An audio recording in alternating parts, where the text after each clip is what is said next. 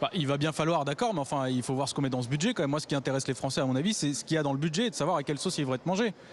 Parce qu'il y a un moment, en fait, c'est juste pas possible de continuer dans cette situation.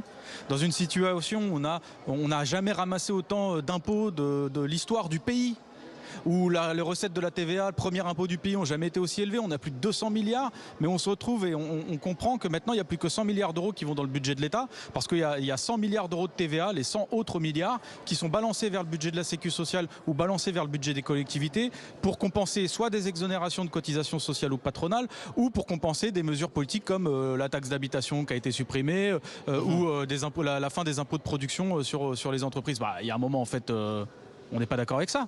Donc nous, on l'a dit depuis le début, d'une, ce gouvernement n'est pas légitime, on a déposé une motion de censure. S'il y a un 49.3, on redéposerait une motion de censure. Et la chose qui va être importante, c'est de savoir quel va être le positionnement du Rassemblement national. Si le Rassemblement national décide de sauver le gouvernement Barnier et Emmanuel Macron ou pas.